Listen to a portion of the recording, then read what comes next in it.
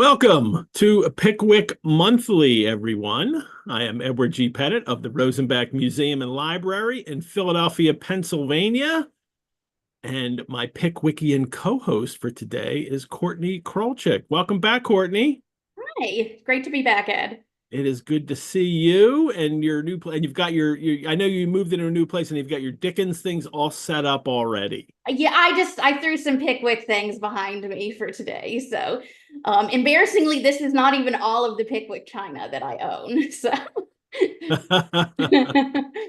All righty. Well, we're set today for 20 months. This is the 19th for number 18. We have been talking about Charles Dickens' The Posthumous Papers of the Pickwick Club as it was first serialized in monthly parts from March 1836 to October 1837. And once a month, myself and one of a rotating set of co-hosts talk about each serialized part. Just two more episodes to go, this one and next month. Along the way, I also have been sharing some of the items in the Rosenbach's collections, complete serial issues of the Pickwick Papers, a couple portions of the Pickwick manuscript. The Rosenbach also has many first editions signed by Dickens, the earliest surviving literary manuscript, the letters, ephemera, and today I will share something very special from our collection. Stay tuned in just a few moments. In today's episode, number 18, chapters 50 to 52, Pickwick meets Winkle's father. We get coach rides, we get coaching ins, we get two fights, well, one fight, and then somebody just gets beat up. But there's a lot of action in today's episode, Courtney. If you are watching live right now, everyone, please like and subscribe and have fun in the live chat. If you're watching the recording, I also ask you to please like these videos, subscribe to this channel, and if you want to leave comments or questions in the comment field for the videos, I will answer them later. So you're back, Courtney. This is great. We just have one more to go. Did you have any Dickens adventures this summer? let's see, not too much thematically that would be relevant to You this. did some historic house I visits. did some historic. I was actually doing more kind of American themed things, being in kind of before I came back to Texas from the Northeast. So more so than my usual, ignoring those for anything that has a British connection. But I had And, a yeah, I and had set a up an appointment at one place, and what happened? yes. So I actually got recognized for doing this podcast or this show. In fact, I go to a lot of different historic houses, and I was calling ahead to see if somebody was there and was asked if I studied Charles Dickens, which was very surprising, but it turns out Paul Soltis, who listens to many of the Rosenbach Biblio Ventures, had just recently listened to an episode with me in it, and Pickwick Monthly. recognized There my you go. probably unusual last name, who works at the for the New Jersey State park system at the Wallace House in Parsonage. And also there's a building there, I think it's the Frelinghuysen Parsonage, that was owned by the first founder of Rutgers University, where I got my PhD from, which was kind of cool. But yes, so very, very fun to meet. So I guess that is a Dickensian adventure that There you I go. was recognized in the real world for our Pickwick talks. That is always fun. Let me tell you, Pickwick goes everywhere with you now. So, Yes. um, well, I want to start today talking a little bit about Dickens's life at the time because he had been, I mean, as he's nearing the end of of writing this serial, he's also editing Bentley's Miscellany magazine, in which he's serializing Oliver Twist, and he's having all kinds of battles with Bentley. He doesn't like working for Bentley anymore. He thinks he works too much and doesn't get enough money out of it, and so he's trying to he's trying to force Bentley's hand, and they even postpone 1 month. It's at it was the July or the August issue of Bentley's magazine got postponed. They didn't even have an issue because Dickens decided he wasn't going to do Oliver Twist that month for him. So they finally renegotiate. Actually, well, it's just that I mean the magazine came out, but he withheld Oliver for one of the months, and there was even a notice in it. A notice on the wrapper for Bentley's that month read, Oliver Twist will be continued by Mr. Dickens in the next number of the miscellany, and after that time, from month to month, as usual. The great length of the proceedings of the Mud Fog Association prevents the insertion of the usual continuation this month. And then, that's kind of what Oliver grew out of. It's in the original serial, he's in Mud Fog. That's where the workhouse is that he's in. And then that's actually changed in the published version. He takes Mud Fog out. But he's battling with Bentley. He won't talk to him, and they have an intermediary. And then he sends a letter on September 16th resigning from the editorship to really force Bentley's hand. So Bentley negotiates a new contract with him, and in which Dickens will continue to edit the miscellany for 3 years for £30 a month. That will go away. That he'll get out. Isn't the next editor Ainsworth? William Harrison Ainsworth? Because I know the next thing that's published there is his Jack Sheppard directly after Oliver Twist. That's like the main leading novel that's published there. And I want to say Ainsworth takes over. Yeah, I have to look that up. I can't remember. Yeah, I think you're right. I think it might be Ainsworth, who's friends with Dickens now. And Dickens is consulting with him over this and other things. But Dickens they make it a contract that will continue to edit. Mr. Bentley will have the power, if he wishes, of originating 3 articles in every number. This was part of Dickens' issue, that he was trying to edit the journal, and then Bentley would send him things, say these are in the issue this month, and Dickens is like, oh, wait a minute, they're not in the issue. I didn't okay this. Well, he's the publisher. He's saying they're in. Dickens will also get paid 20 guineas per sheet for everything that he writes, and he'll get half the copyright for everything. That'll all be renegotiated later in life when he winds up buying back the full copyright for Oliver Twist. Bentley will pay Dickens a little more money based on the sales every month, and then Oliver Twist will continue and be finished, and then at the end, Dickens will get 500 pounds, and Bentley will get the copyright for 3 years, and then the copyright will go back to Dickens, and and that's what happened. Dickens will eventually get the copyright, and actually he'll eventually get the copyright, and then release Oliver Twist as a monthly serial, later. Yeah, because it didn't have the usual blue covers. Yeah.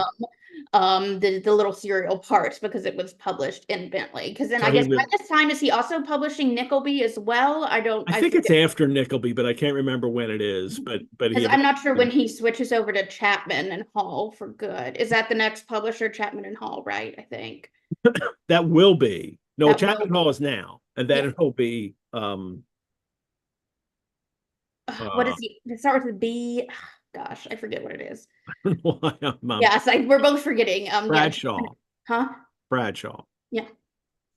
So, well, and then he's also supposed to write a novel for Bentley, Barnaby Rudge, which he's been promising for years. He promised to John McCrone he would write it when he was calling it Gabriel Varden. Then now it's called Barnaby Rudge, and it's a 3-volume, it's a triple decker. It's a big novel that he's supposed to write. He never does write it for him. He holds it back, and then Barnaby Rudge gets written as a weekly serial in Master Humphrey's Clock, which is the magazine that Dickens will start later. So it's all this renegotiation. It's all Dickens's way of kind of get the money to come in different ways, get his services down, and get his life a little more settled now.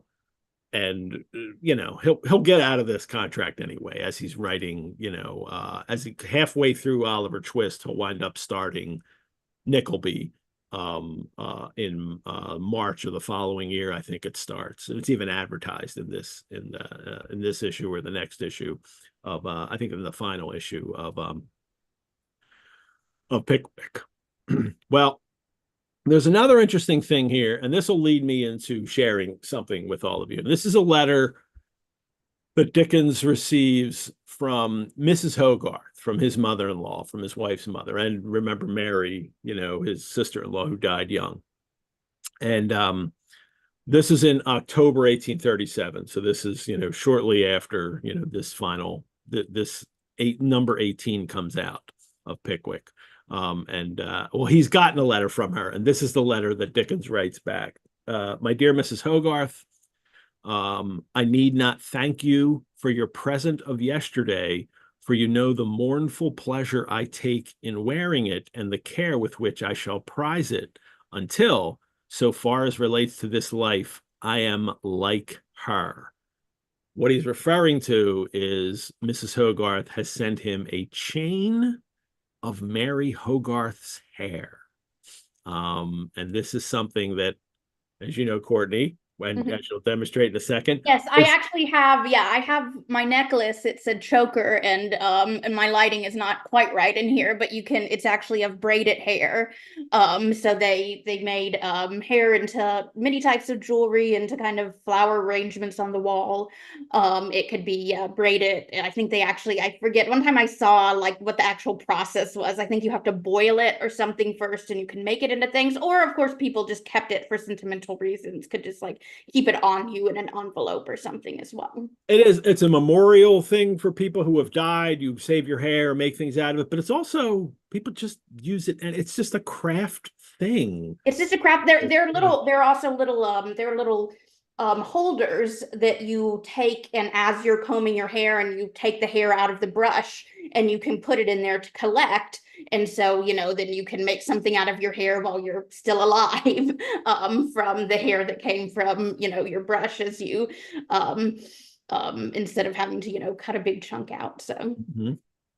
Here's some more of this letter. This is now, it becomes a letter about about Charles Dickens's affection for Mary, and how much he's still mourning her. He says, I have never had her ring off my finger by day or night, except for an instant at a time to wash my hands since she died. I have never had her sweetness and excellence absent from my mind so long. I can solemnly say that waking or sleeping, I have never once lost the recollection of our hard trial and sorrow, and I feel that I never shall.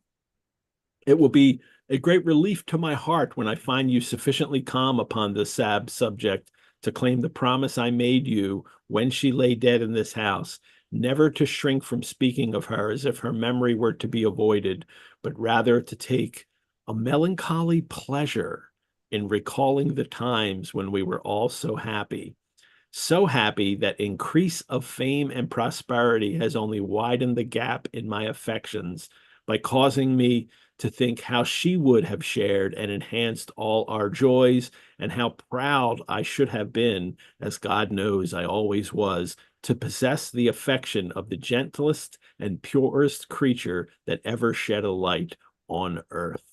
I mean, the melancholy pleasure that it goes back to this Victorian age. That, I mean, their mourning practices were kind of, were pleasurable experiences, and not in the way that we do now. Now it's the focus is always, oh, think of the happy times and enjoy the memories that you have. In the Victorian age, like, yeah, let's be sad together about these losses that we have.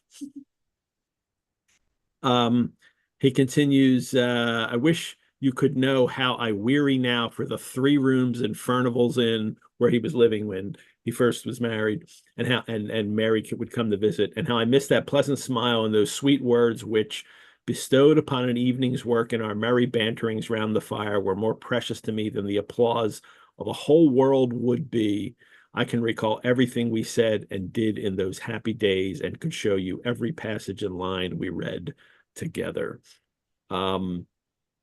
it's a very, it's strange for us, this Mhm. outpouring of grief And for this is to just yeah to because this is to Mrs. Hogarth, so this is to Mary and his wife Catherine's mother, so to his mother. Yeah. mother-in-law, right? Oh, by the way, your other daughter, who I'm married Yes. to, um, Yes, again, and we'd also, yes, find all of this very strange to be sending to the mother of yeah. both daughters in this And case. that's how the letter finishes. You and I will probably be oftener alone together in Kate's coming confinement because Oh. Kate is pregnant again. She had a miscarriage after Mary died, and now she's pregnant again.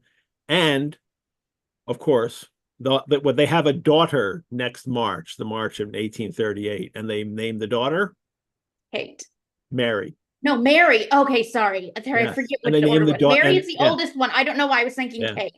Kate, yes, of course, because then I think Mary is before Kate. She gets daughter that's Mary before Kate, yeah, before being named after his wife. So I think the first son, who I guess would be born at this point, is Charles Dickens Jr. yeah. He's already, but yeah, he was He's just already born born, earlier in and the then I year. think Yeah, Mary's next. Sorry, that was yeah. silly. I don't know. I guess I was thinking But about, it's the fact that it's Mary. It's like and then eminent. it's My Mary's next first before. child is going to be named for her, though, so Mhm. he's not going to forget her. Well, the this letter actually that I was reading is at the Free Library of Philadelphia, and their magnificent Charles Dickens collection there.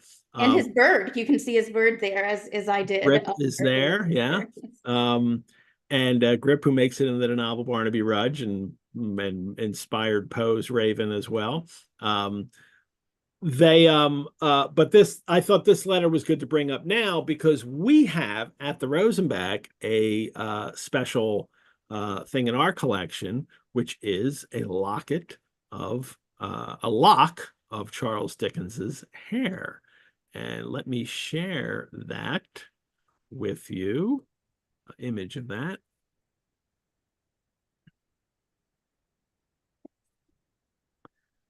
And here it is. It's in this nice presentation case that someone had put in, a collector, when they acquired it. And it comes with this letter. And the letter is from Georgina Hogarth, Dickens's sister-in-law, who ran his household for the last 12 years. When Dickens separated from his wife, her other sister, Georgina, then stayed and lived with Dickens Mhm. and took care of his household. Mhm. Um, And so speaking also of kind of all of the different mourning customs that they have, if you look, this letter must have been shortly after he died. yeah, You see the black border. There are many things to indicate to other people that you're in mourning. So after a close family member died for the next, I forget what the like normal time period it's is, anywhere from 6 months to a year. It depends. Yeah, you would actually change your stationery, and everything you would send out, all of your notes would be on this black bordered paper, as you can see here. in Dickens's will, he had said for Georgina. In his will, it says, "I give to my dear sister-in-law, Georgina Hogarth, the sum of £8,000, free of legacy duty. I also give to the said Georgina Hogarth all my personal jewelry, not hereinafter mentioned." I guess he gave some other things to other people, "and all the little familiar objects from my writing table and my room, and she will know what to do with those things. I also give to the said Georgina Hogarth all my private papers whatsoever and wheresoever, and I leave her my grateful blessing as the best and truest friend man ever had." She got all of the personal items from Dickens when he died. And part of that was some locks of hair. And this letter is a little hard to read. I actually have not, there's a few words I haven't deciphered. It's to Charles Kent, who was a friend of Dickens and Georgina's. And it's "My dear Mr. Kent." And this is was confusing here, but this is actually a K. This is the first thing, and this is her way of writing a K. It looks like Sometimes it's kind of IE. like a code. If you can break out a couple Yeah. unusual letters, then you can, yes. But it's "My dear Mr. Kent." According to I can't read this, something last something. I can't read this, but it's "I have for you uh A a, little bit a little bit of of the the deer deer hair. hair. It is very little, but I have hardly any left. I know you I've been will giving it out to everybody. No. something it. I know you will something it forever, like cherish or I can't figure out what this word is. And then affectionately yours, Georgina Hogarth. And along with this, here's Yes, and the envelopes as well, as you the can see, envelope as would have, well would is have the borders. the morning borders, and here is the hair, and it was then kept by Kent in this little envelope, which has now been put in this little frame here in the presentation case. And on the envelope, he had written, "Dear Charles Dickens's hair, given to me on Monday, 23 January 1871 by Miss Hogarth C. Kent." And you can see it's a while because he died in 1870. So I guess Yeah. this is probably about 6 months. He died in what, 6 months June? later, So about 7 six months months. later. So that makes sense. Yeah, Yeah. 7 months later, she was still giving out locks of hair On from her black bordered morning paper as well. yes. And here it is. And we have this in the collection at the Rosenbach. If you ever come for a behind the bookcase presentation that I do with Dickens, I always bring this out and you can see it there. And you've seen this, right? That I bring it. I brought it out. So I think it was not available. We couldn't find it. I did not.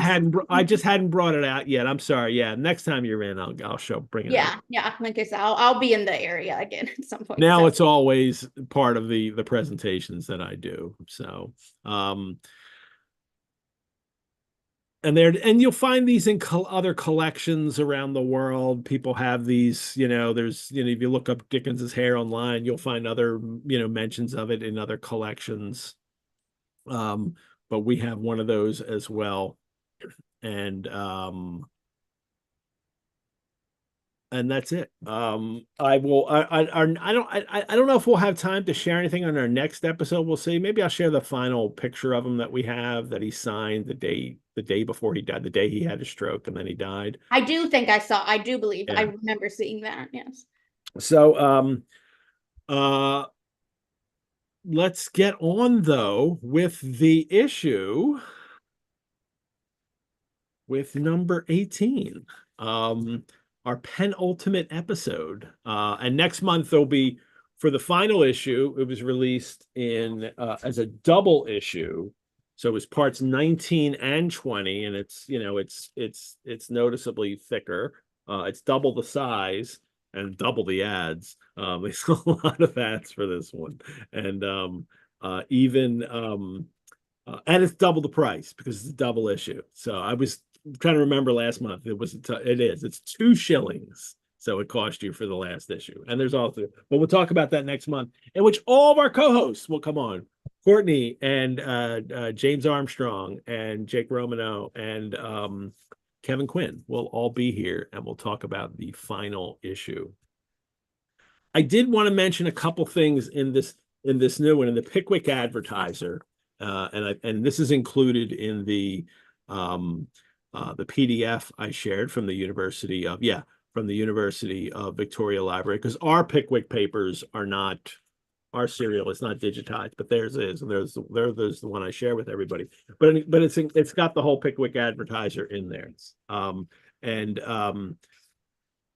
What began as a few book advertisements in like, I think issue 4 maybe or 3, they just had a few book advertisements in the front, is now 17 pages in the front, 12 pages in the back of advertisements they're able to share with all of you, featuring all kinds of products. There's books, fiction, education, guidebooks for Always medicinal liver plants. pill. There's always the funniest to me. I always enjoy. If you haven't looked through the ads, I'd recommend that you browse through them. I know when I've taught classes, students always find the ads very fascinating and funny because they get very weird medicines that make very dubious claims. It's what we all looked at as soon as I have, when all the co-hosts visited, when we pulled out the serials, everybody wanted to look at the advertisements. I mean, clothing, seeds. So many.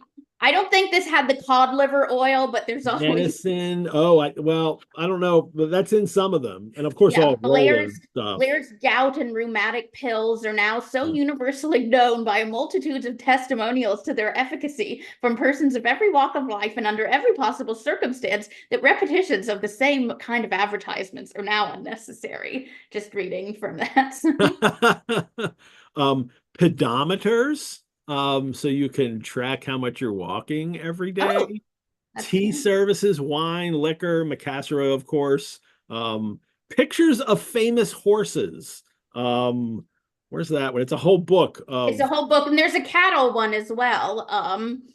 But yes, I love the one. It's specific horses. Yeah, portraits of portraits celebrated thoroughbred stallions, and it gives their names. and all their names. Frederick, Jack Spigot, Barefoot, Queen of Um, Trumps.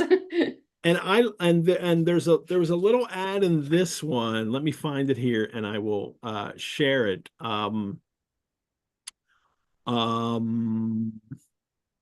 Cattle, yeah, the horses, And furs, I don't know if you're going magic to mention this, but drops. the very first thing on the still blue interior front cover, like when you first open it, the very first ad is for an important addition to the Pickwick Papers, Weller's illustrations to the Pickwick Club. So it's kind of some additional illustrations that you can buy.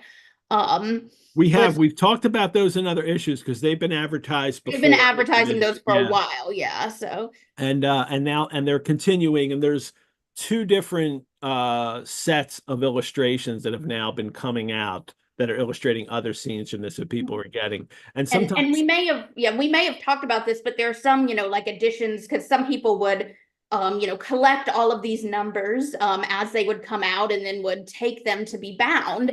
And there are some, additions in some collections of kind of various Dickens books that are extra illustrated. So people have collected these other illustrations from other yeah. sources in addition to just the two that are printed in each number. And so you get more illustrations in them. And when they go and get them bound into a book, they ask for those to be put in as well. Yeah, and they would bind them all up in there. I like this one here. This is the only one I'll point out now before we move on. Her Majesty Victoria, the First, and also her august mother, the Duchess of Kent, His late Majesty, all these other royals. The whole taken from life are now added to Madame Tussaud and Sons Exhibition Bazaar, Baker Street, Portman Square. Admittance, 1 shilling. Second room, 6 pence. Open from 11 to 6, from 7 till 10. Brilliantly illuminated. The Wax Museum, the new queen. We've got her in the Wax Museum that you can come and 11 to 7 till know. 10, is that at night?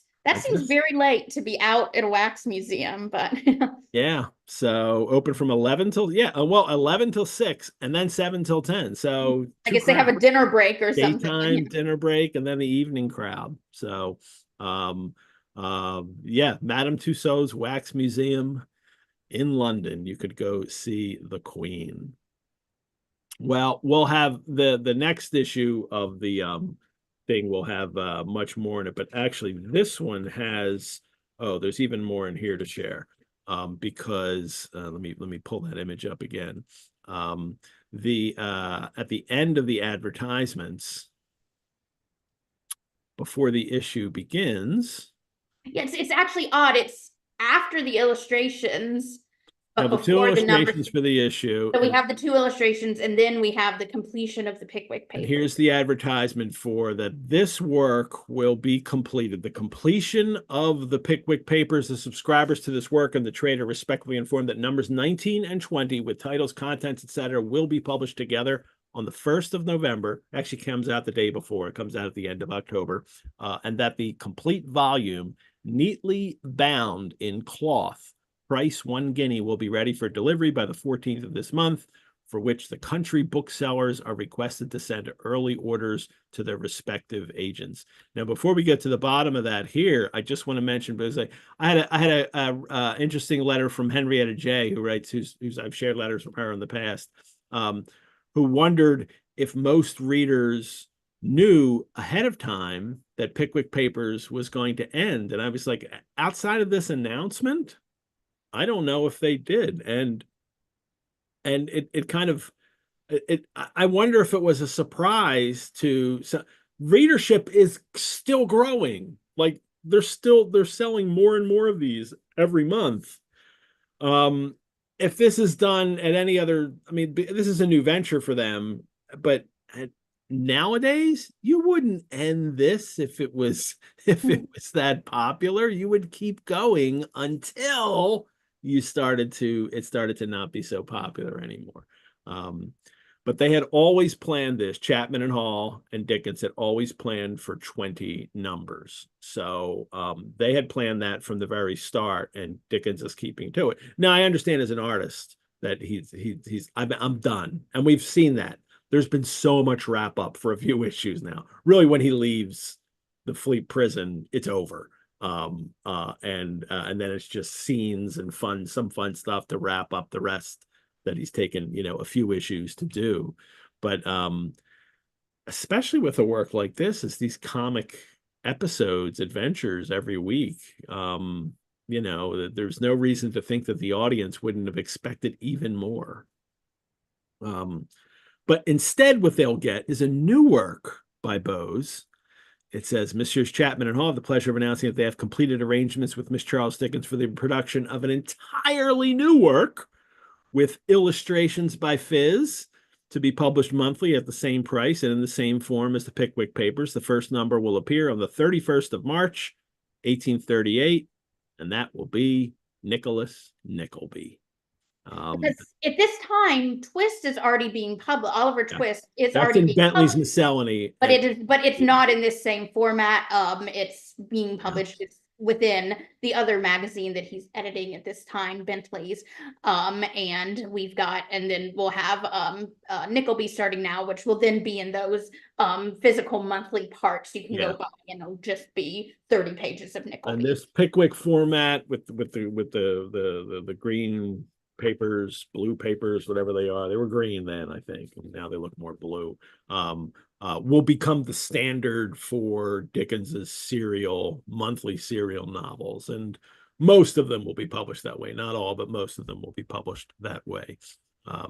There is another add to here, the sketches by Bowes, complete in one volume, uniform with the Pickwick Papers. I mentioned this, I think, in the last episode, where Chapman and Hall have now acquired the copyright to Sketches by Bowes. Dickens had discovered that Macrone was going to start releasing them in monthly installments, like his Pickwick, and he was like, "Whoa, whoa, whoa! You can't do that."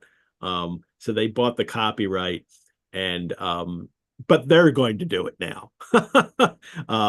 There's a complete in one volume sketches, and now a new edition for both, and then everything will come out in monthly parts that they will start in 20 numbers that will start on November 1st. So it's interesting. So as soon as Pickwick ends, when the last issue of Pickwick comes out, also the first issue of his Sketches by Bowes comes out. So readers can get both then. And I got to spend 3 shillings that month, though, two for Pickwick and one for this.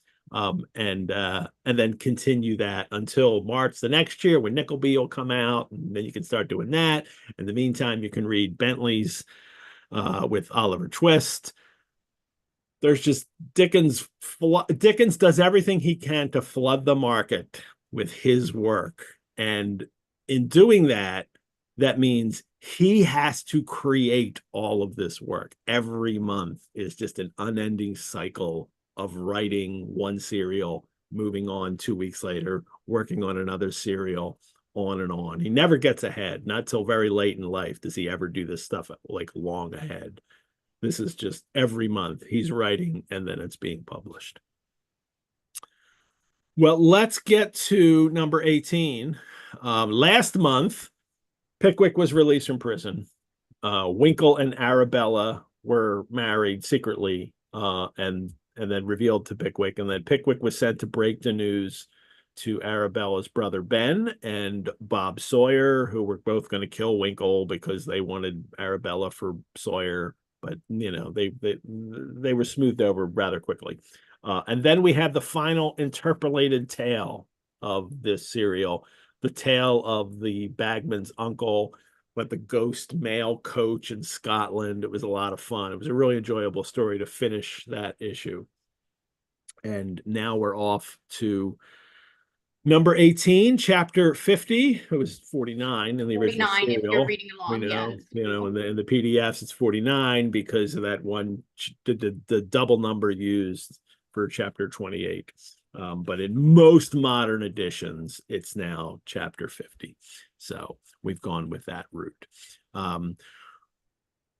Chapter 50 is how Mr. Pickwick sped upon his mission and how he was reinforced in the outset by a most unexpected auxiliary, which will be Bob Sawyer. It's Pickwick and Sam, and they're off to see Winkle's father. They're going to Winkle's father to break the news to him that his son got married secretly. And they're going to take Ben Allen, the brother of the bride. And they arrive at Sawyer's house to pick up Allen, but Sawyer's like, I'm coming too. I'm going, old fellow. And Mr. Pickwick is surprised. I had no idea of your accompanying us. That's just the very thing, replied Bob, seizing Mr. Pickwick by the lapel of his coat. That's the joke. Oh, that's the joke, is it? Said Mr. Pickwick. Like, it's not a joke, Bob. We don't want your drunkenness on this trip to see Mr. Winkle. But he comes. And then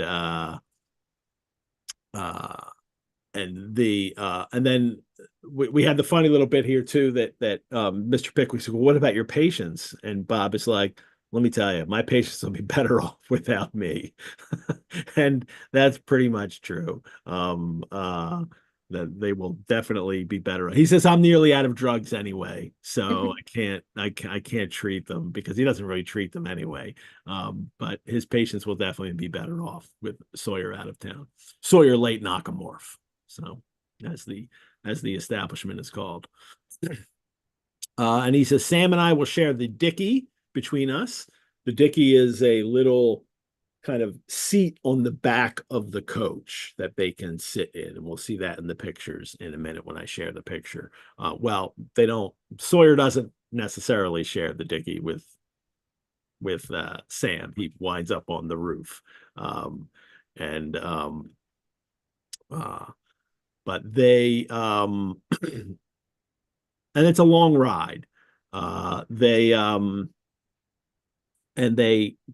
As long as their progress, it says, was confined to the streets of Bristol, where Sawyer has his, establishment, his doctor's office, the facetious Bob kept his professional green spectacles on.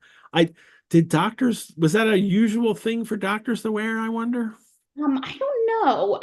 I definitely heard of colored spectacles before. Oh yeah, lots of people wear them, and you see But mentioned I'm not all sure the if it's time. a specific medical thing. I don't even know, but his professional green spectacles, and he conducted himself with becoming steadiness and gravity of demeanor.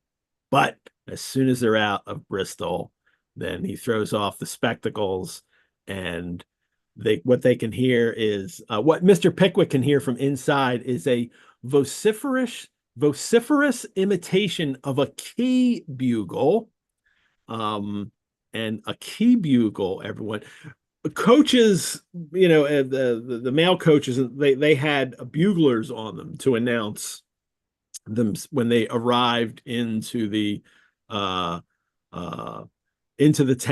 and when they left the town, they would have a bugler on the back. And here is a picture from the time when the London Mail coach. You see the bugler on the back here, blowing his bugle.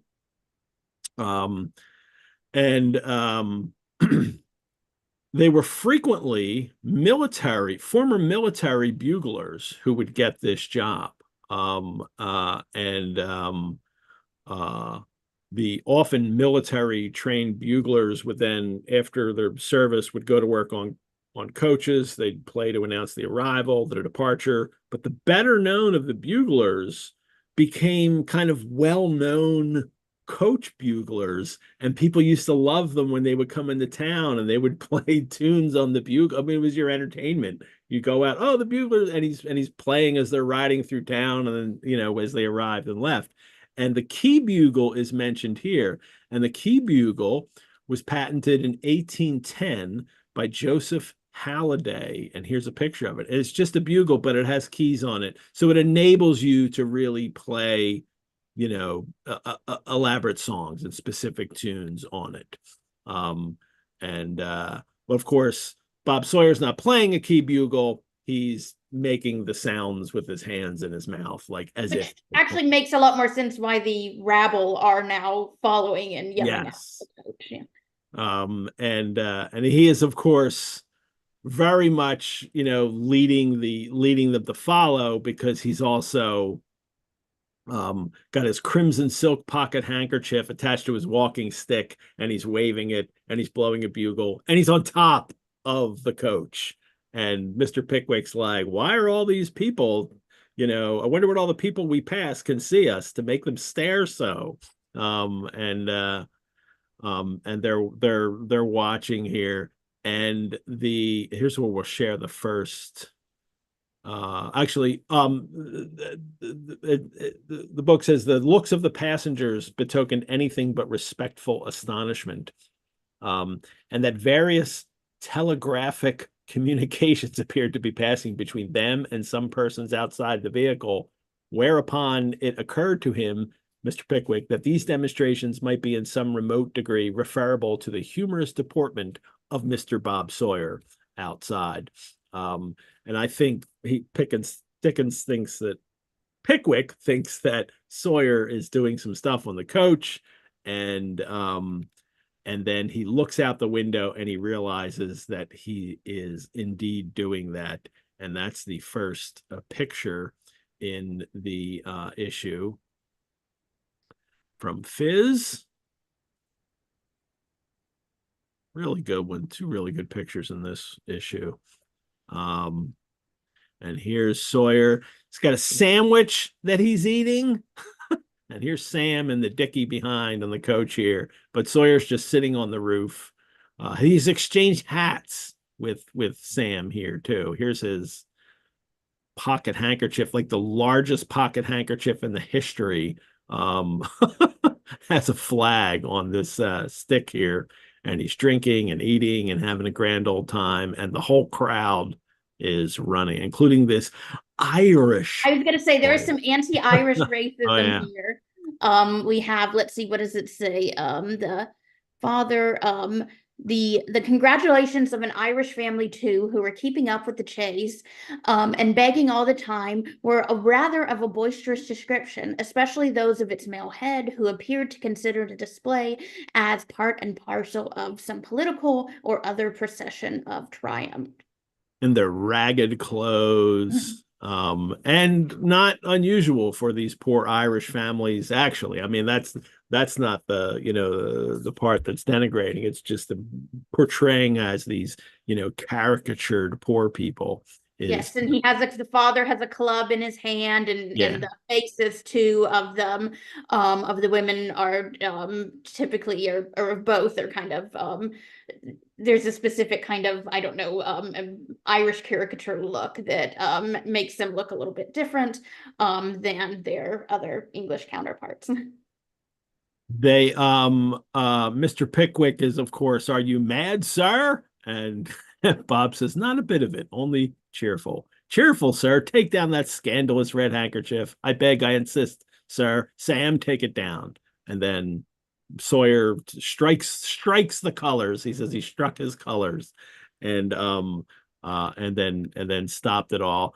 And then as they go right, it's just such a busy picture here too. I mean, Fizz really goes all out with just the detail in all of the people. We have a whole other coach of people. A whole other coach with everybody riding on top, which was a cheaper fare to ride on top than rather inside.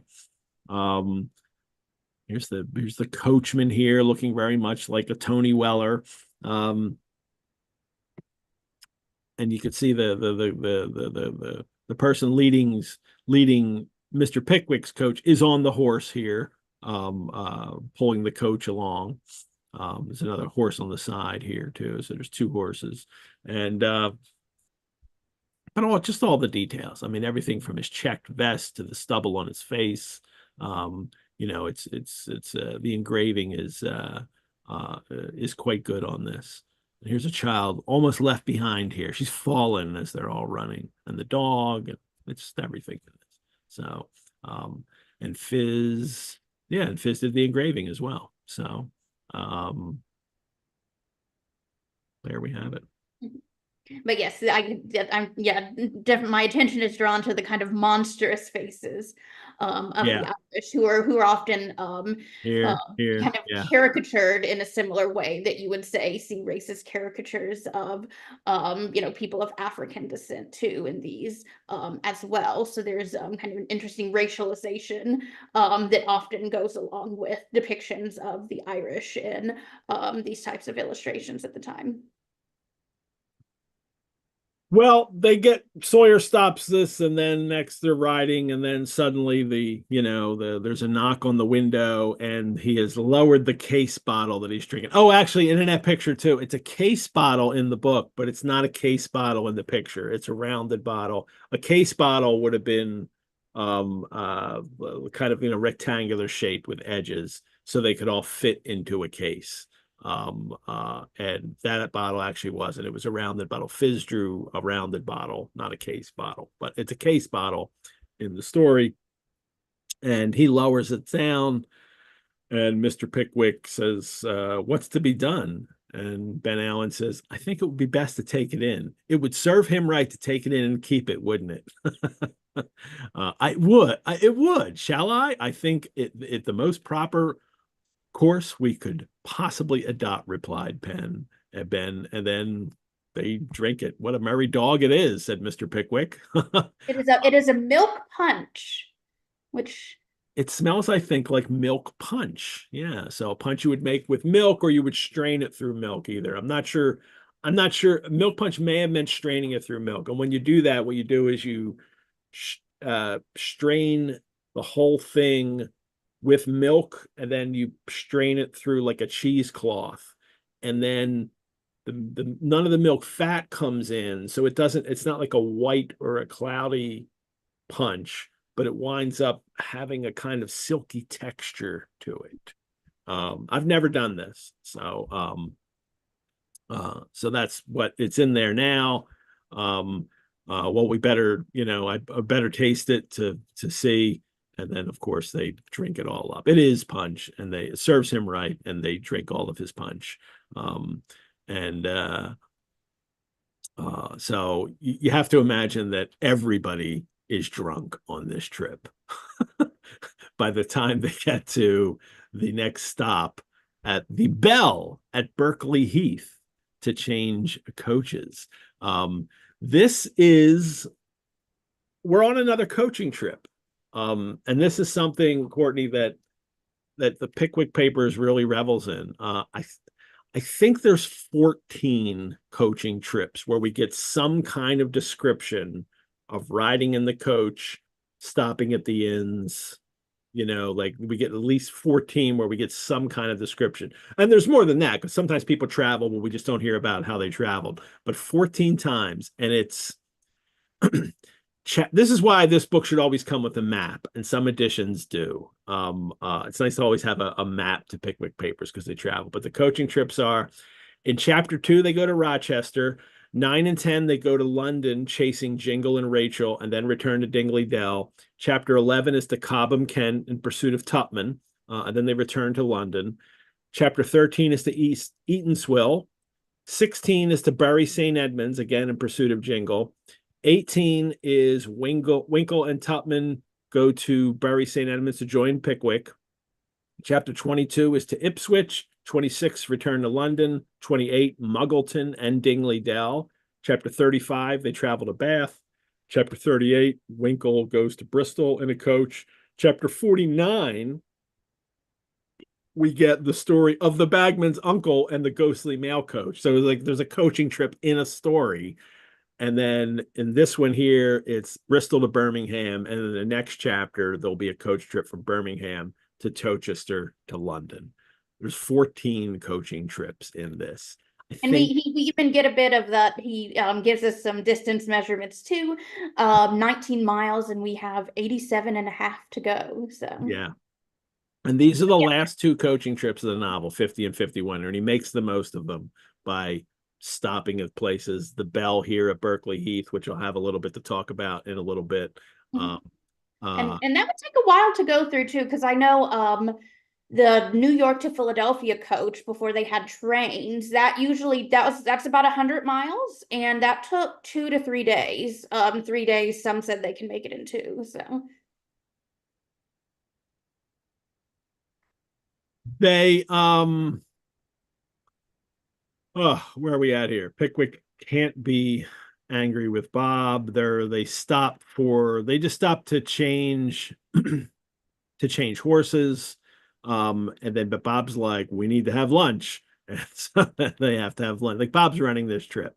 And then they have lunch and they resume their seats with the case bottle full of the best substitute for milk punch that could be procured on so short a notice. The key bugle sounded, the red flag waved, and then they're off again.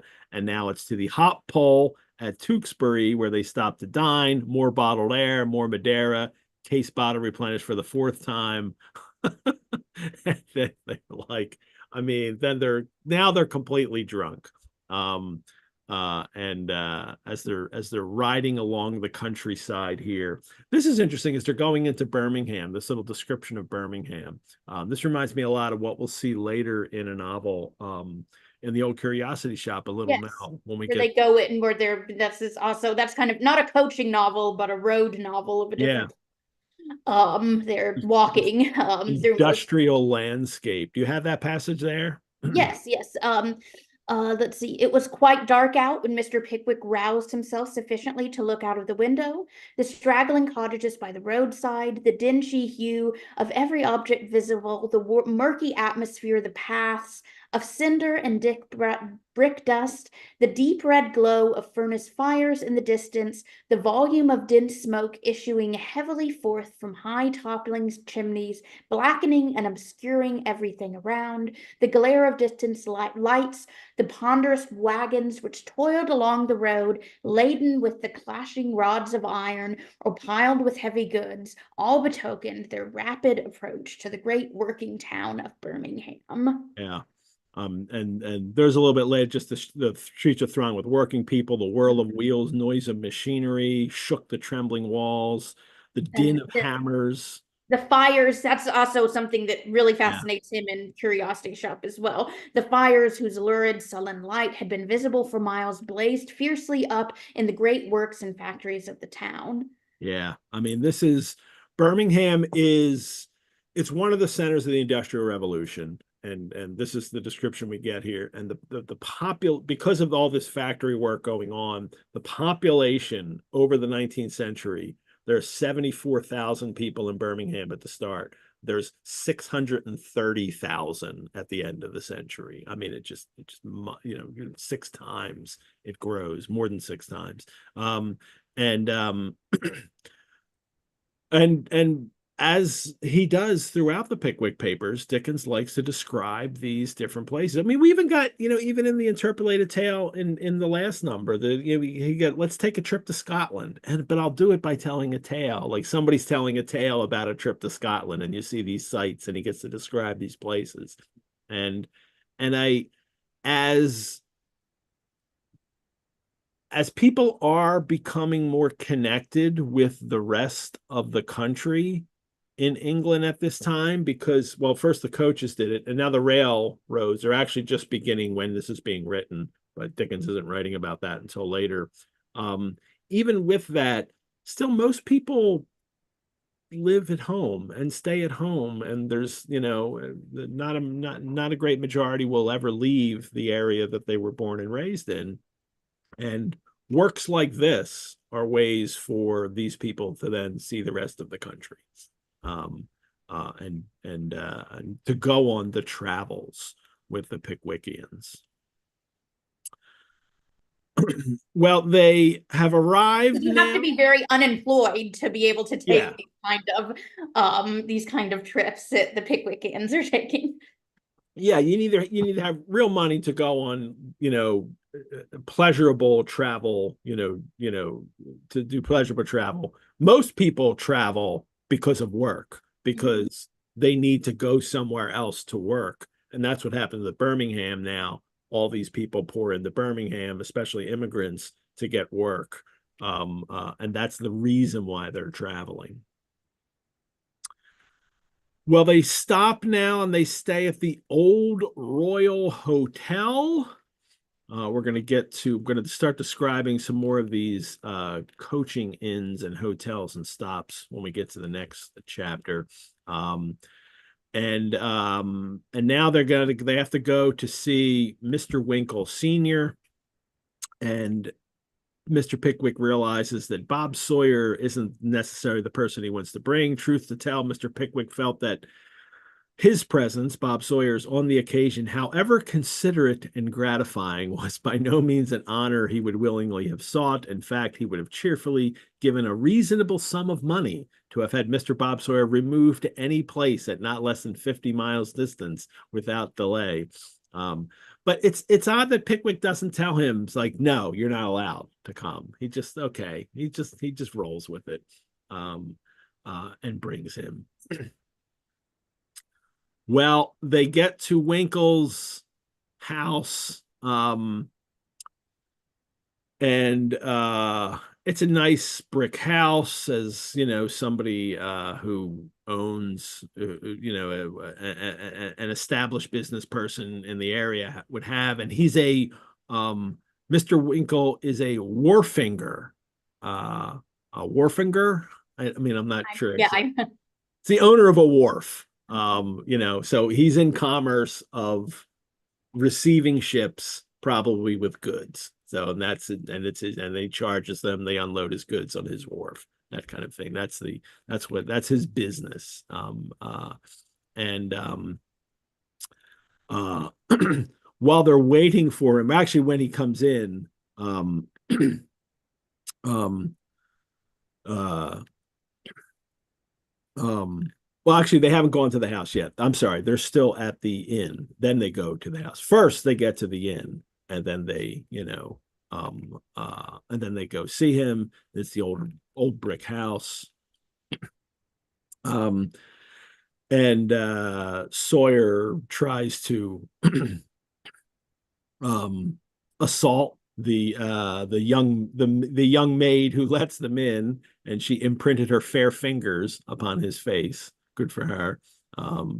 And bounced out of the room with many expressions of aversion and contempt. She called him an odious creature, and gets away from the drunken Bob Sawyer. And then when they go into the room, Sawyer walks around, and before Mr. Winkle comes in, he's opening all the drawers. He's pretending to pick the lock on the safe. He's completely drunk, is what he is. And Ben Allen sits in one of the sofas and just falls asleep. And Mr. Pickwick is like, oh my gosh, this is going to be an utter disaster here, with them. Mr.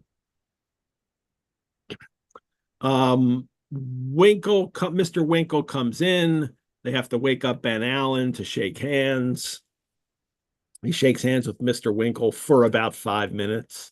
And all this was most embarrassing to Mr. Pickwick, the more especially as Mr. Winkle Senior evinced palpable astonishment at the eccentric, not to say extraordinary, behavior of his two companions.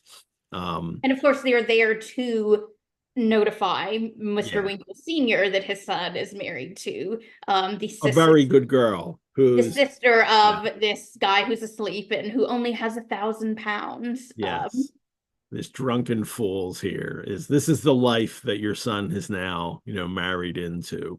And Mr. Pickwick has a letter for him. You may judge of the importance of your decision to your son and his intense anxiety upon the subject by my waiting upon you. While he's reading the letter, Sawyer's making faces at him. And here's where I'll have a little thing to add too. Mr. Bob Sawyer, whose wit had lain dormant for some minutes, placed his hands on his knees and made a face after the portraits of the late Mr. Grimaldi as clown. Joseph Grimaldi was a hugely popular comic actor, clown actor in the Regency, and Dickens knew his work well and had seen him performed.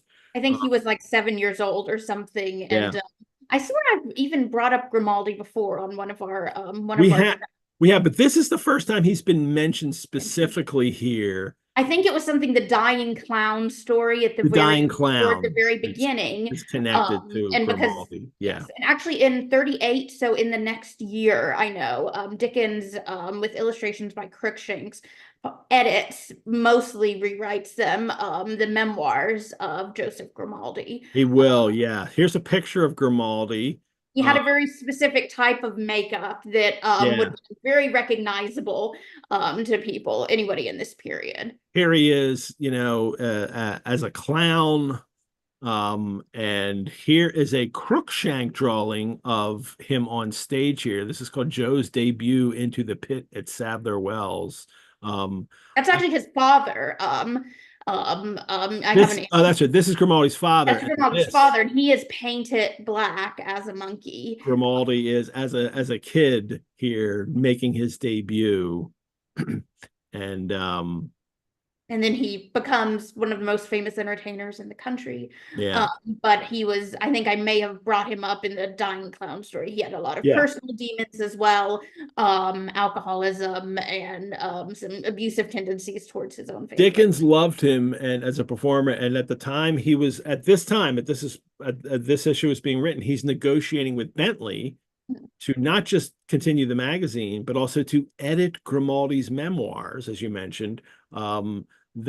Mainly he had to write most of that. Like rewrote it. He basically wrote it. There was barely anything there. The memoirs that someone else had taken them over and was rewriting them, and Bentley wanted Dickens to just edit it, and Dickens just said, I just have to rewrite it, but he refused to have his name on it. Well, as an author, he says it's going to be edited by, and they publish it. So he's literally working on Grimaldi right now, that memoir, as he is doing this issue. So it's not surprising that Grimaldi gets a name check here in it. And he's making faces, and Mr. Winkle realizes it, and Bob has to stop, but it's just this strange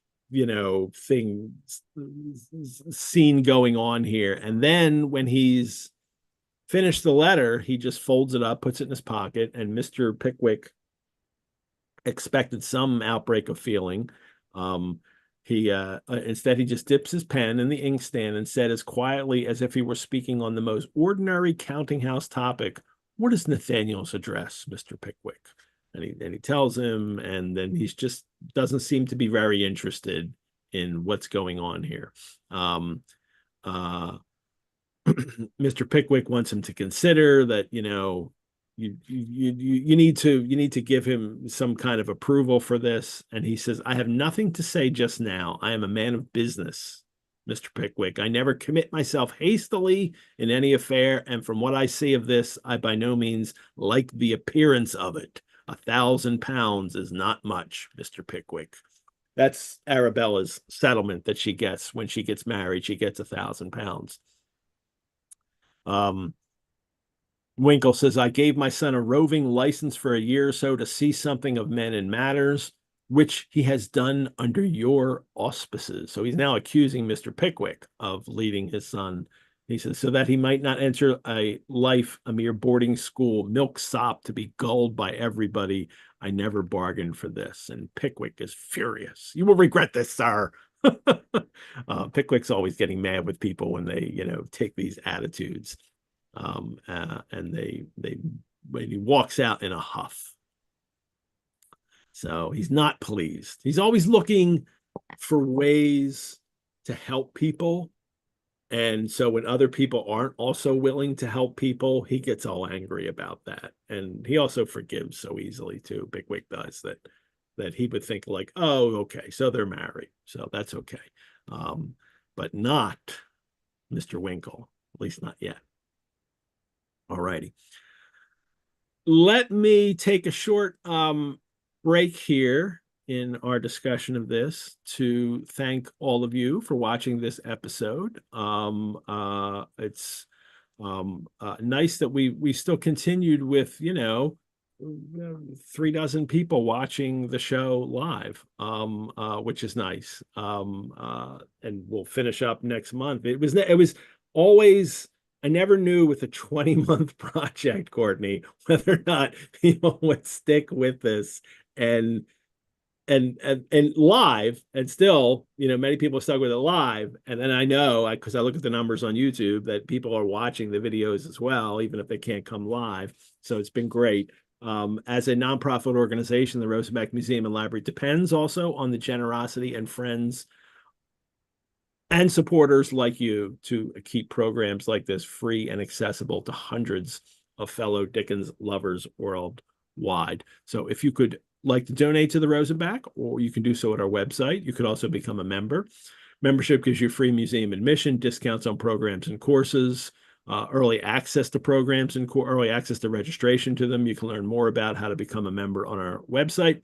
And I want to mention two things that are happening very soon for our live audience. And if you're coming to the recordings, that maybe it's already begun. We have two new biblioventures coming up. In just a few days, we will start Biblioventures Monsters and Ghosts, which will be the new free Monday night program that will run from September through December in 2024. And we're going to cover The Strange Case of Dr. Jekyll and Mr. Hyde by Robert Louis Stevenson in 6 episodes. And then we're going to do 6 episodes of Charles Dickens's A Christmas Carol, leading up to the Christmas season. So nice and short, or not nice and short. Both of those is a change from the Dickens fits really well because there's 5 staves, 5 chapters in that book. So we'll just do a chapter on a show on each, and then we'll have another one on the legacy. And James Armstrong will return for one of our Pickwickian co-hosts for the final episode of A Christmas Carol. So it'll be nice to bring James back for a little more Dickens as well. But there's also another Biblioventures, because Pickwick ends. What am I going to do with one Saturday a month when this ends? Well, I tell you what I'm going to do. The former weekly Sherlock Monday show we had is now going to become Sherlock Monthly. And instead of coming here once a month on the third or approximately third Saturday of every month to watch Pickwick, you can tune in live and watch us talk about a Sherlock Holmes adventure. We're going to pick up where we left off when we finish Sherlock Monday. So it'll be the Norwood Builder, and we will cover the Sherlock Holmes stories in the chronological order that they were published, hopefully until we finish. So it's going to take a good 3 years or something, might even be longer than 3 years to finish all of the Sherlock Holmes stories. But I'll be doing that as well. Are you doing the novels too? Well, we've already done Study in Scarlet, Sign of 4, and Hound of the Baskervilles. So there's only one more novel left, The Valley of Fear, and I will figure out a way to do that. It'll be, it'll be broken up in some way. Maybe, we probably won't keep people waiting months, but we'll break that up in some way. But I don't have to worry about that for like a couple of years. Like, most of all the stories I have to hit first. And there'll be a different Sherlockian co-host every month. Some of the co-hosts from Sherlock Mondays will return, but we'll also have new ones that will appear every month. And so that's the things that are coming up: Biblioventures, Monsters and Ghosts, Sherlock Monthly. And remember, our next episode for Pickwick Monthly is the last one. All the co-hosts will be on hand to finish up the serial with me. If you have any questions you would like us to answer on the final show and you think of them ahead of time, send me an email with your questions at epettit, E-P-E-T-T-I-T, @rosenbach.org, and we will be happy to answer your questions on the final episode of Pickwick Monthly coming up next month. All righty. Now we're at chapter 51 slash 50. If you're slash if you're 50. Yeah. yeah. Um, which is in which Mr. Pickwick encounters an old acquaintance to which fortunate circumstance the reader is mainly indebted for matter of thrilling interest, herein set down concerning two great public men of might and power. He's going to meet some Eatanswill people again. So this is a coach ride in the rain that they take here. And they get completely soaked. Well, Sam especially, and Bob Sawyer on the outside. Um, and they arrive at the next stop. They stop to change at Coventry, and then Bob Sawyer says, "This is pleasant," as they're completely soaking wet, but he's drinking brandy. And Bob says to him, "You don't seem to mind it." And we get a Wellerism soon here. I don't exactly see no good my minding on it. Do, sir, replied Sam. That's an unanswerable reason anyhow, said Bob. Yes, sir. Whatever is right, as the young nobleman sweetly remarked when they put him down in the pension list because his mother's uncle's wife's grandfather once lit the king's pipe with a portable tinder box. That's a long. That one took a little while to puzzle out, I think.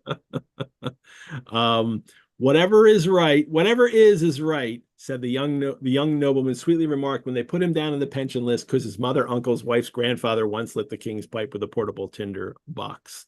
There's only a couple more Wellerisms left, but this kind of becomes a double Wellerism because then Sawyer says, "Not a bad notion that, Sam."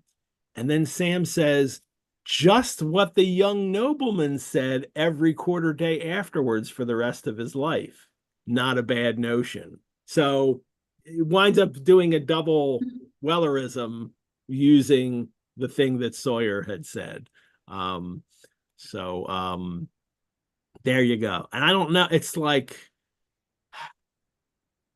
I don't know if there's a Wellerism in the final issue. I think there We might. get at least one more this issue, I There's think. one more later, and I'm not sure there's one in the final. I can't remember now. So, and I have to total them all up, and I'll have a total for Wellerisms next month as we do this. Well, they're back on the ride here, and there's a post boy. That's the boy who takes care of them when they stop at the place, and as they change the horses. They have this strange conversation about, Sam says, "Did you ever see a dead post boy? You never will. You also never see a dead donkey." Um, it's just this really strange exchange they have here. That's kind of funny in its bizarreness. It's almost like a Monty Python sketch suddenly. Um, no man never see a dead donkey except the gentleman in the black silk smalls, as know the young woman has kept a goat, and that was a French donkey, so very likely he weren't one of the regular breed. Maybe there's some topical references in here that I'm not getting that have been lost to time. But it's really unusual and but enjoyable to read this stuff with Sam. Well, they're riding along. They reach Dunchurch. The next stage was Daventry, and then Towcester, and then that's where they stop at the Saracen's Head in Towcester, and the Saracen's Head still exists. Oh. You can go there.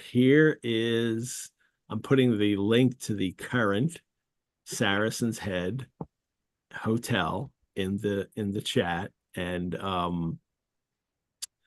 uh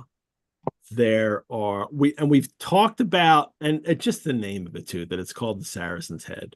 I have some pictures of it as well. Let me find those.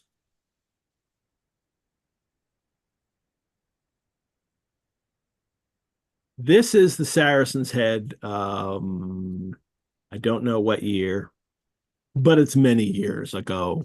And here's the inn sign up here, which I'll have a better shot of in a minute. Here you can see this archway here. This is the coach where the coach would go in into the courtyard behind the building here. Here it is from the side. Here's the coach entrance up here. This is as it looks today. Here's the coach entrance here. Has these two little statues up here as well.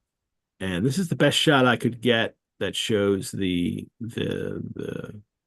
sign here with the Saracen, the Moorish soldier here. And what's interesting is that back in number 10, serial number 10 in episode 10, for chapter 27, we talked about how there were a lot of pubs named the Marquis of Granby, because the widow owns one in Dorking, and there's a lot of them, and I'll mention that again later. But there's also a lot of inns and pubs called Saracen's Head in England. This is really weird. I mean, I guess this all comes out of history and the Crusades. And I found listings for 22 online Saracen's Head pubs and inns that are still in existence. 22. When Dickens was in Bath, he stayed at one in Bath, a Saracen's Head in Bath. And this is another feature of this book, because not only do we get all of these coaching trips, but we get stops at the coaching inns. And the whole time I've been reading Pickwick for this, I've been reading this Inns and Taverns of Pickwick book by B.W. Matz from 1921. And frequently Matz is describing and this inn still exists, and here it is. You can go visit it. Well, that was in 1921. But it is true that some of these inns still exist. There are in total, I think, again, this is just me going, there's 22 inns or hotels mentioned in the book. The Golden Cross and Charing Cross, the Bull in Rochester, the Bull in Whitechapel, the Blue Lion in Muggleton, the White Hart, the Old Leather Bottle in Cobham, the George and Vulture in London, the Town Arms in Eatanswill, the Peacock in Eatanswill. They're fictional. Some of these are fictional. The Angel in Bury St. Edmunds, the White Hart in Bath, the Bush in Bristol, the Great White Horse in Ipswich, the Spaniards in Hampstead, the Fox under the Hill in Adelphi, the Magpie and the Stump in London, the Marquis of Granby in Dorking, definitely fictional, the Bell, Berkeley and Heath, the Bell at Berkeley Heath, which we've just been to, the Hop Pole in Tewkesbury, which we've been to, the Old Royal Hotel in Birmingham, which we've just been to, the Saracen's Head in Towcester, and then the Osborne's Hotel in Adelphi, which we'll see in this issue as well. So we get to 4 in this one that get mentioned: the Bell, the Hop Pole, the Old Royal Hotel, and the Saracen's Head. And I just think, just as this book is a celebration of the coaching days, it's also a celebration of the coaching inns. And the 4 mentioned in this chapter are all still operating: the Bell, the Hop Pole, the Old Royal Hotel, and the Saracen's Head. Actually, the Bell isn't. The building is, they're all except the Bell on Berkeley Heath. The Bell in building is still there, and this is interesting, okay? And this is in the book, because this sign isn't there anymore, but in the book, in this Inns of Pickwick book, Matz had included this drawing of a sign that was there at the Bell Inn, and it says Charles Dickens party and party lunched here. 1827 BC Hooper. Now, did he been 10 years before this? Yeah. Well, is this he would have been 15 at that time? And is this like when they put the sign up or something else? It's certainly not the founding of the thing. Or does he mean the Pickwickians were there in 1827. Um, and he's like, it could be a way that this novel has kind of become reality for people, and it's not the Pickwickians. It was, well, it is, but it's Dickens and the Pickwickians were there. Um, so we're not even sure if Dickens was ever there, but we know the Pickwickians, the Pickwick Club people went there. So maybe that's what it refers to. That's what Max thinks in the book. He thinks that they're literally saying that it was that he's referring to the Pickwick chapter, not necessarily Dickens. But this I have some images of this too, of what it is. Here's an old image of the inn from the early 20th century. Um, the Bell Inn, they were renowned for their ales and stout. I love this guy's hips on hands on his hips out here. Like this is his my establishment. Um, and and here it is as it exists today. It's still, the building is still there, but it doesn't operate as an inn anymore. But you know what? And it became a farm. And I Oh. don't know if the farm still operates, but guess what the farm's named? Pickwick Farm. This is called Pickwick Farm now. I kid you not. Is where the Bell Inn was and is still located. And there she is.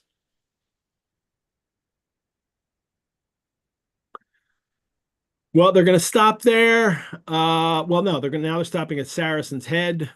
Very good little dinner, sir. They can get ready in half an hour. Pair of fowls, sir, and a veal cutlet, French beans, taters, tart, and tidiness. That's what you want in an inn, right? Taters, tart, and tidiness. I love that. They get their room prepared for them.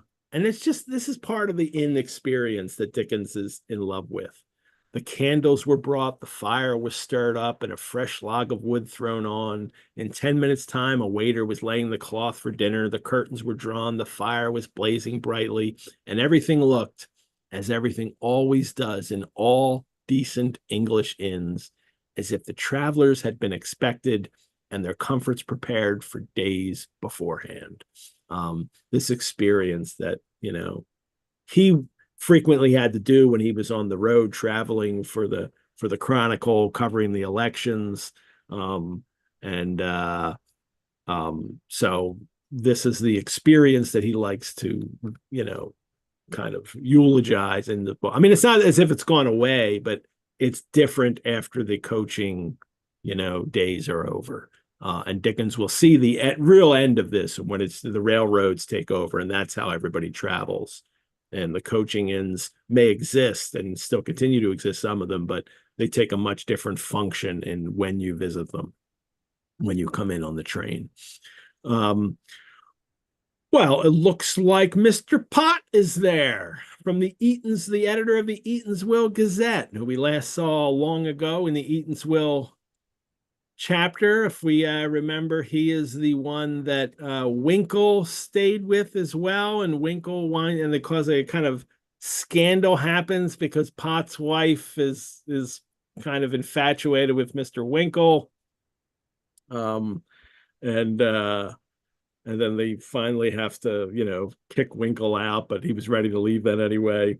Mr. Pott inquired whether Mr. Pickwick's friends were blue. Because that's the most important thing. Oh, we find out also that Mrs. Pott has left him. She's gone away with her mother or whatever, and then maybe her oldest daughter, and she's been living apart. But this whole chapter is this kind of it's interesting, I think, Courtney, that he just doesn't return to Eatanswill. Like, let's ride through Eatanswill to see these people again. Instead, he just has them, he meets two of them. Well, one of them and then someone else, a buff, guy here, at this Because I other think thing. that the excuse for why both of them are there, the Potts is going to report on a buff ball that is Yes, happening somewhere in town. yes, nefarious buff ball. How dare they have a ball? Um, And but he's a little worried at first. He says, "Your friend is not buff, sir." And Bob says, "No, no, I'm kind of a plaid at present, a compound of all sorts of colors." um, and he's Pot's telling Mr. Pickwick, "Oh, you've not been reading the Eatanswill Gazette that I've, published all these wonderful things in, like a copious review of a work on Chinese metaphysics."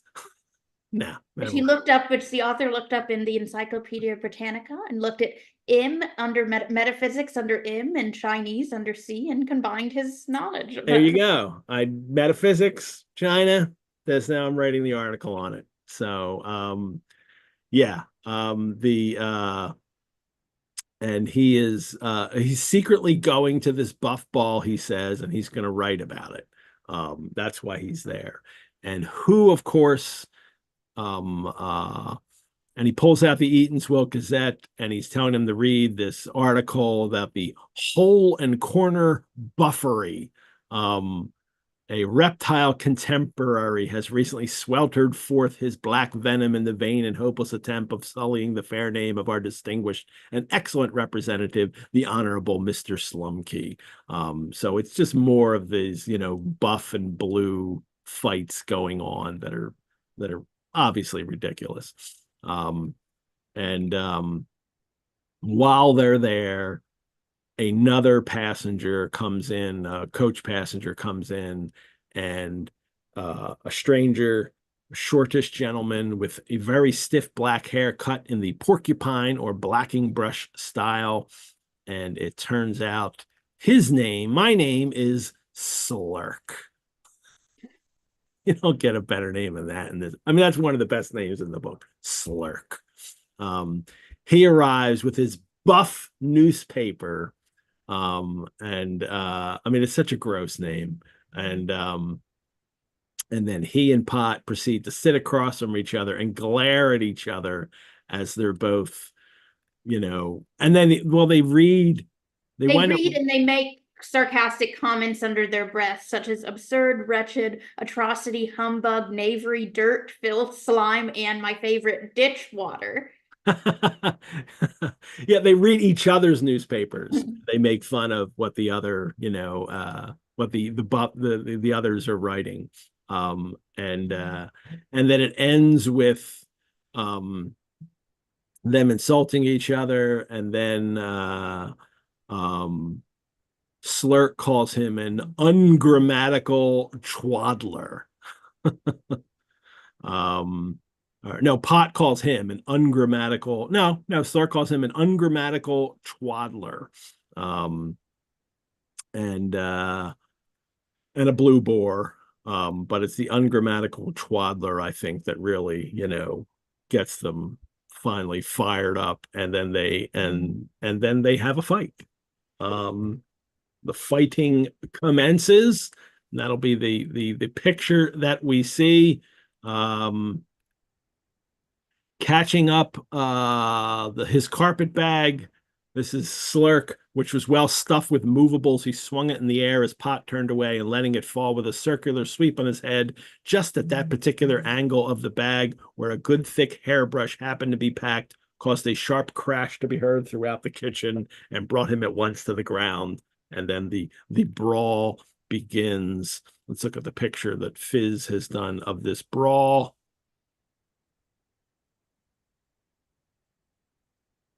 I'm slow on the sharing today. There it is.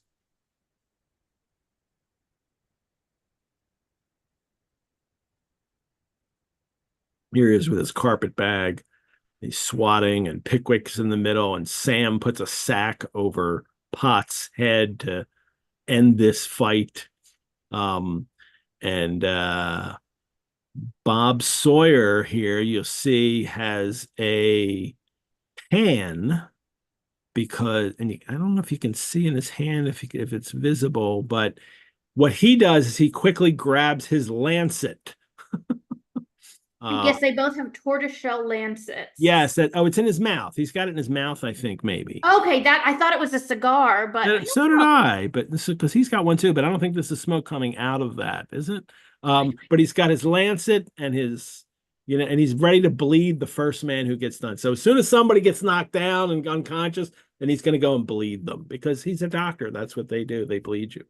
No, I think they have it in their hands. I think that is smoke coming out of their mouth. This If you look here at and then this here. back, Yeah. it's something back there, and I think there's something right there. Yeah.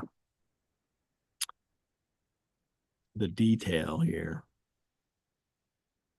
Well, he's ready to Probably bleed the it. proprietor of the inn saying, "Stop the larger man in the back." She's fainting over here. Sam's just having fun. Mr. Pickwick's certainly very concerned and wants the fight to end. Sam's just like, this is great. They have their little brawl, and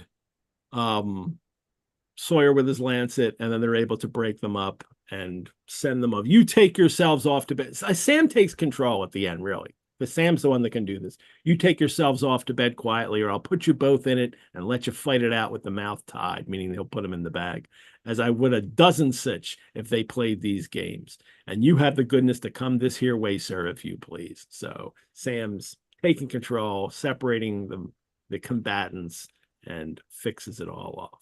So, all righty. That's the end of that short chapter. And now the final for this number, chapter 52 or 51, involving a serious change in the Weller family and the untimely downfall of Mr. Stiggins. Well, they arrived back in London.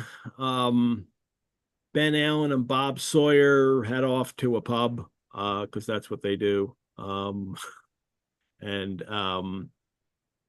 when they arrive there, it says Mr. Ben Allen and Bob Sawyer betaking themselves to a sequestered pot shop where you can get a pot of, beer or ale on the remotest confines of the borough, behind the bar door of which their names had in other days very often appeared at the head of long and complex calculations worked in white chalk.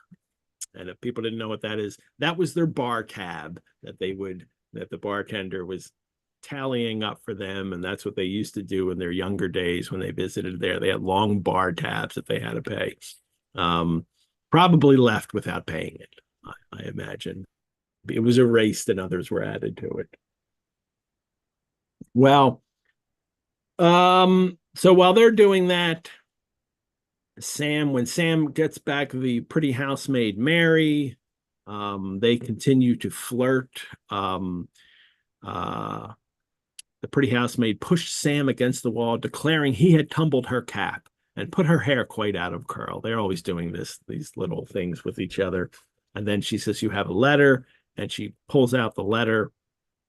And the letter is, do we have a Wellerism yet? Not yet, but we will. The letter is at the top. It's Marcus Gran by Dorkin, Wednesday. And it's from the Marquis of Granby and Dorking. And my dear Sammle, Sammle, I am very sorry to have the pleasure of being a bearer of ill news. Your mother-in-law court cold consequence of imprudently setting too long in the damp grass in the rain, a hearing of a shepherd who weren't able to leave off till late at night, owing to his having bound himself up with brandy and water and not being able to stop himself till he got a little sober, which took many hours to do. And this whole letter goes on. Come and see me, Sammy. I am very lonely. It says, what an incomprehensible letter, said Sam. And then he's trying to figure it out, and he realizes that someone has written it for him. And what it says is that the widow has died. It should be a sad thing, but it's not a sad thing in Tony Weller's, words and the way it's being presented here. And also, but I am interested here in this, is I am very lonely, Samable. that he is showing some sentiment here. The fact that he has, lost this woman that he's been married to, that he does nothing but complain about all the time, that the widder has died. Oh, Well, and we this, definitely see that when we go see him in person too. He's yeah. dejected. But this letter here, I love it because there's no punctuation. It's straight through and it's written in slang. And honestly, what it is stream of consciousness, unpunctuated, phonetic spelling. This is like right out of the modernist. This is like a chapter of Ulysses. This is like the final chapter of Ulysses, from Molly Bloom. Just right out of his head, no punctuation, phonetic spellings. This is it's like reading Joyce. But Sam's able to figure it out. And he does get a Wellerism in here now. The gentleman, You've no. hit it. Oh yeah, I found her. I'll do it. You've hit it. The gentleman as wrote it was telling. Let's see. No, hold on. Never mind. That's not the Wellerism. Where is it? However, said Sam, putting the letter in his pocket with a gentle sign, Oh, it was to be and was, as the old lady said after she'd married the footman. So uh, that might be the last Wellerism. I don't know. I can't remember. And I've already read the last part to start prepping, and I think this might be the last Wellerism, but we'll find out next month. Sam's going to go visit him. Well, first he has to get the okay from the Emperor, Mr. Pickwick, and he does. And Mary's concerned. You're always away. You no sooner come, Mr. Weller, than you go again. But that's okay. They'll get together. They're very cute together, I think. And Mr. Pickwick says, of course, you can go, stay as long as you need. If I can help him at all, I'm happy to help him. And then Sam's off to Dorking, where the Marquis of Granby is. We talked about this in that earlier part. The Marquis of Granby, there was a real Marquess of Granby, the John Manners, an 18th century British Army officer, hero of the 7 Years' War. And there were many pubs named after him. And they think because he had helped former soldiers of his to set themselves up as publicans when they retired and provided them with funds to do so. And so they were always naming pubs after him. But I think Saracen's Head has taken the lead now for names for pubs. Actually, there's like a Lion that's more popular than both of those, but that's not an odd name. And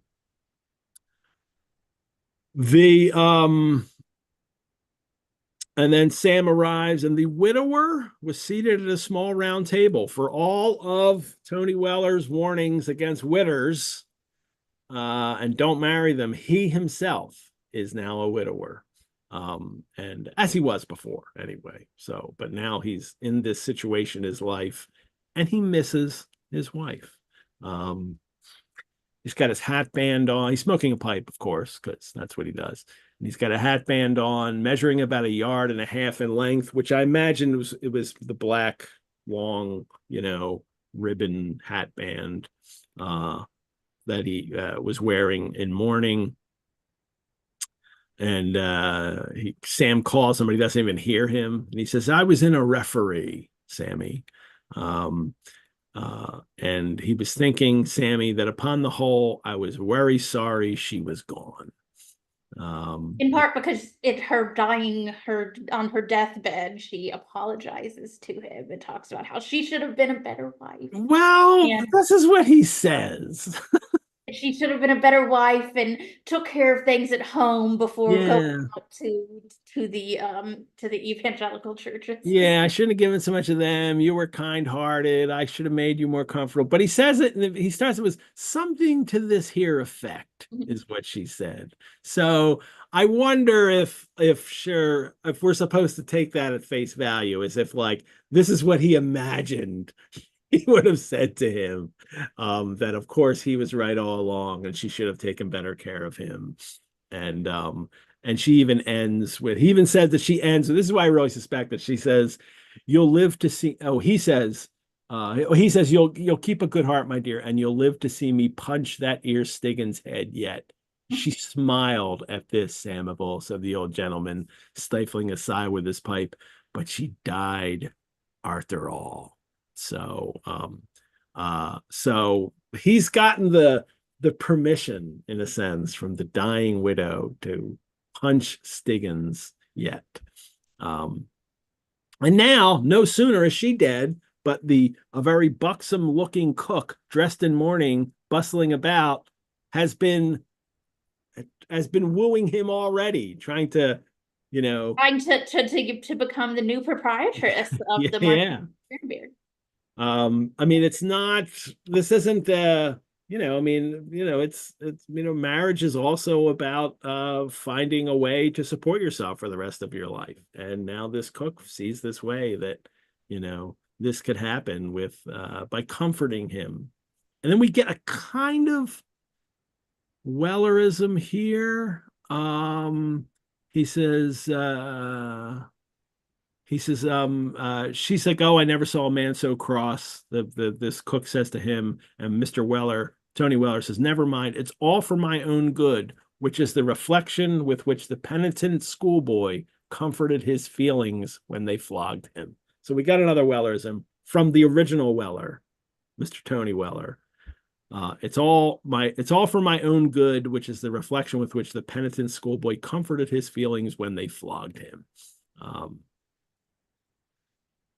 She's after him, and he says a coach, and then he has this exchange with Sam. Well, a coachman is allowed to be friendly with women but not have to worry about them marrying him because he's a coachman, and women love coachmen for some reason. Well, this is in his mind, obviously, that the women all love him, but certainly the widow wanted to marry him, and now the widow did, and now this cook wants him as well. And he wants the roving life again. He wants to be back on the road coaching, not sitting stationary in the Marquis of Granbury. No, he gets depressed sitting there. It's just no life. So, I ain't safe anywheres but on the box, he says. That's where he needs to be, free and easy life. So, what's to become of the business? And he's going to sell the business. Goodwill, stock, and fixtures will be sold by private contract. And out of the money, 200 pounds, agreeable to a request of your mother-in-law. So the widow has, in her will, she has decreed if you sell it, 200 pounds goes to Sam.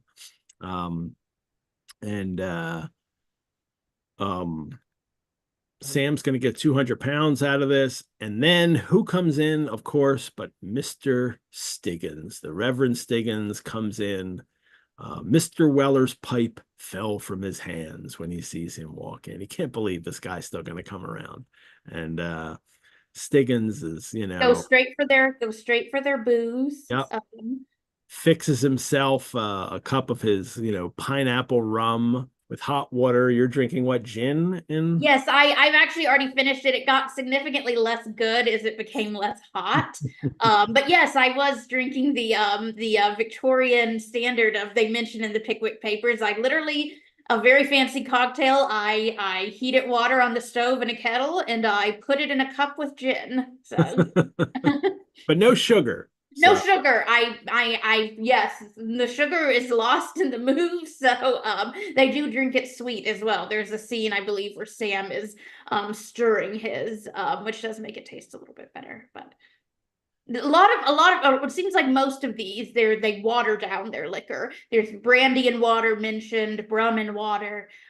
Maybe put a little something in it, but they really didn't have, unless you're making a punch, they didn't have the kind of mixed fixtures that we have today. And it's also a way of fixing, alcohol that's made in a very cheap process that might not taste that good on its own. So you just throw some hot water in it, and then maybe some sugar, maybe you shake some spices in it or something, and and it tastes better than it would have just straight. So Well, Stiggins comes in and fixes his pineapple rum drink that he loves, and then he asks, "Oh, did the widow leave anything to the congregation?" Of course not, but he really means, did she leave anything for him? And then he just comes out and says it. Do you think, she says, nothing for me, Mr. Samuel? And Tony Weller's sitting over here like fuming as he's doing this, right? And Stiggins says, "Oh, we might live very comfortably together now, Mr. Samuel. I would take care of his property when you were away." And Weller sitting there, Tony Weller sitting there. The elder gave vent to an extraordinary sound, which, being neither a groan nor a grunt, nor a gasp nor a growl, seemed to partake in some degree of the character of all four. He's about to blow his top.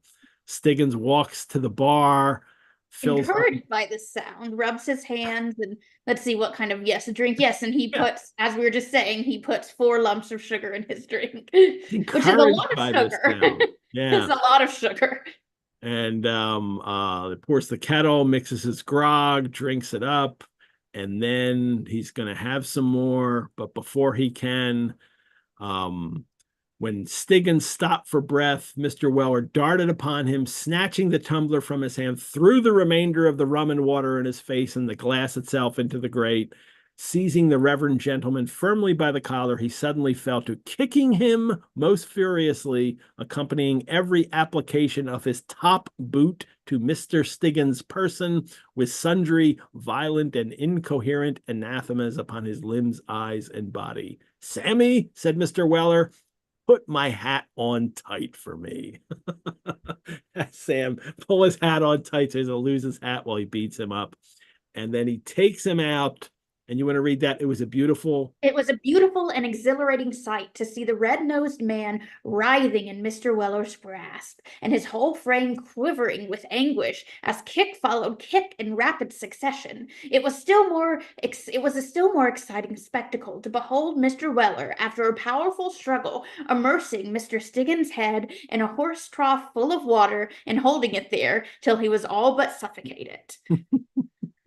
"There," said Mr. Weller, throwing all his energy into one most complicated kick, as he at length permitted Mr. Stiggins to withdraw his head from the trough. "Send any one of them lazy shepherds here, and I'll pound 'em to a jelly first and drown 'em afterwards. Sammy, help me in, and fill me a small glass of brandy. I'm out of breath, my boy." He has finally treated Mr. Stiggins to a drink. It was a drink in the horse trough outside as he stuck his head under. They it's another instance of wrapping up this book, right? It's like, this is what needs to happen in this novel. He needs to, Stiggins needs to get his comeuppance. I mean, he's got it a little bit at the one meeting, but that was, but we needed it even more here, and he does. There is an illustration to this, which we will share next month, because it becomes, Fizz creates this scene as a frontispiece for the novel, the published one. Yes, I was wondering what happens to it. I don't own it, but I know It's in 19, there's like it's a in plate that 1920. has it on it, yeah. In the serial that comes out in 1920, it's in there. So I'll share that next month as we get to see the printed in the final number. We'll get to see it there. So,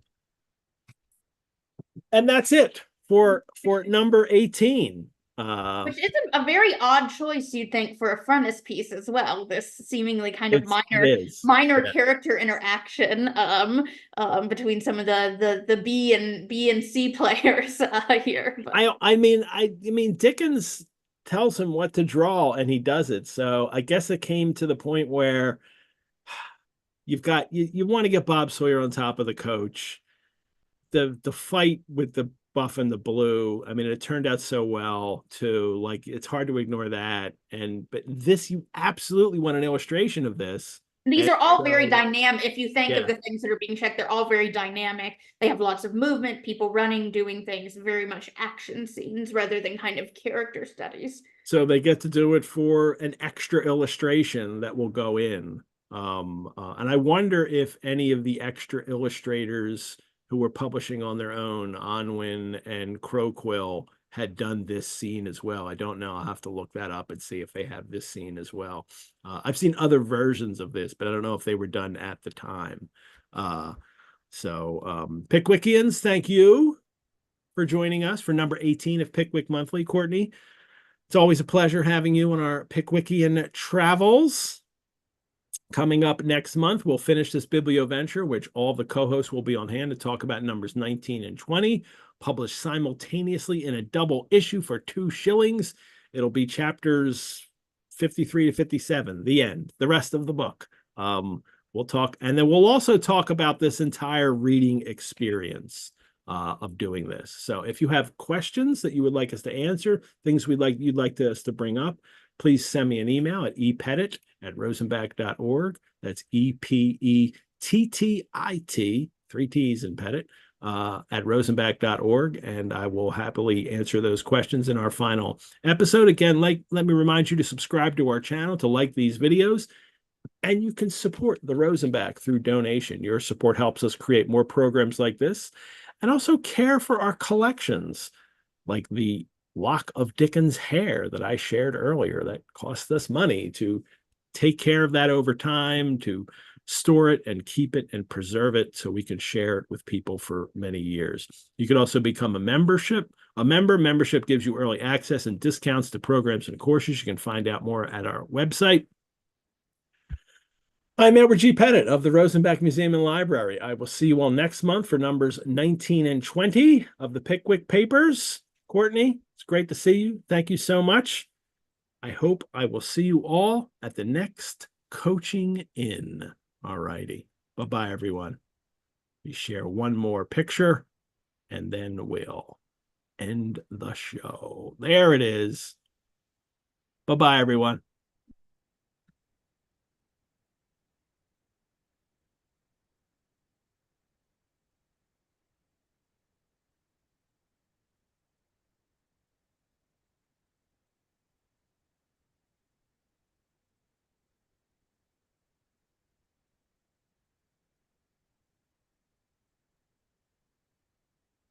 And the Zoom interface has changed. I don't know how to